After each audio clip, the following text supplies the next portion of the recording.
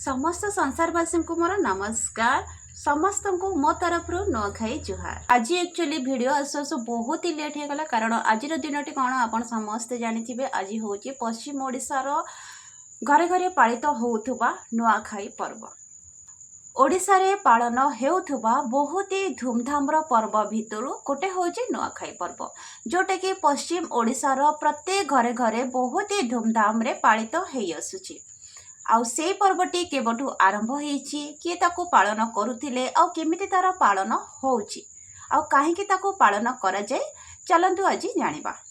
एही नुआखाई पर्वटी बारब्दी शताब्दी पालन हेई आसुची आउ ताको पालन करुथिले बलांगीर राजा रमेय देवଙ୍କ शासन कालरू एही नुआखाई पर्वटी पालित हेई आसुची। प्रत्येक वर्ष नुआखाई पर्वटी भाद्रव मासर शुक्ल पक्ष पंचमी तिथि रे रीतिनीति हिसाब रे घरे घरे पालित हेई आसुथबा एही पर्वटीर ना होची नुआखाई पर्व आउ ताको नवान्न भी कहा जाए। एही नुआखाई पर्वटी केवल खाइबा और पीबार पर्व नुहे, आ भितर भरी रही बहुत ही सांस्कृतिक प्रथा। वैदिक कालरू एही नुआखाई पर्वटी चिन्हट हेई आसीची, अर्थात जेतेबेले जीशु ख्रीष्टंकर जन्मर बहुत वर्ष आगुरु मुनि ऋषि माने पंचयज्ञ विषय रे वर्णना करुथिले। पंचयज्ञ कहले पांचटी गुरुत्वपूर्ण कार्य, से भितरु गोटे होउची सीता यज्ञ अर्थात जमी रे हल करिबा। तापरे आसीबो प्रभावन यज्ञ अर्थात जमी रे बिहन बुणिबा। 3 नंबर आसुची प्रलाभन यज्ञ अर्थात नुआ करे अमल हेइथिबा फसल को काटिबा। 4 रे आसिला खळ यज्ञ फसल संग्रह करिबा।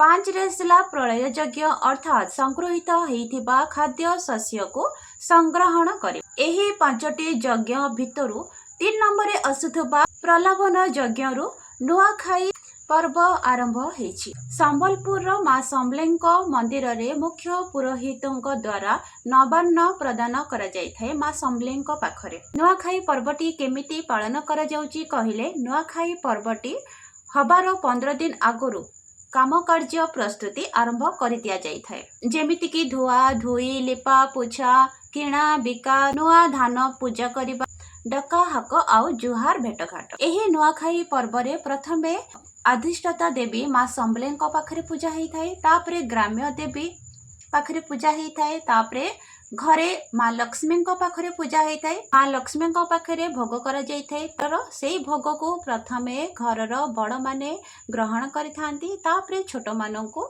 सेई भोग को ग्रहण करबा को दिया जाय थाए।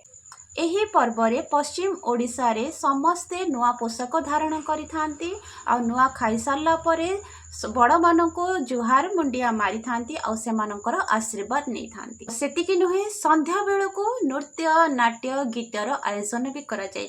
एही नुआखाई पर्वटी बरसको थरे आसी थाए आ समस्तको मुहरे हस फुटाई थाए। एही नुआखाई पर्व रे बंधुगण परस्परଙ୍କ सांगरे भेटघाट हबार सुजोग पाई थांती, सेथि लागि तो एही नुआखाई पर्वटी को भेटघाट पर्व बोली भी कहा जाय थाए। कहबाकू गले नुआखाई पर्वटी चौहान वंशर राजा रमेय देवଙ୍କ शासन कालरू एही प्रथाटी चली आसीछि। मु आशा करुच्ची जहाँ भी मु कहली आपण माने बुझी जाइथिबे, तथापि जदि आपण किछि जानिछन्ते ताहले निश्चय मते शेयर करिवे। मु जेतिकी जानिथिली सेतिकी आपनको मु शेयर करबाकू पूरा चेष्टा करली। रहुची नमस्कार जुहार राधे राधे।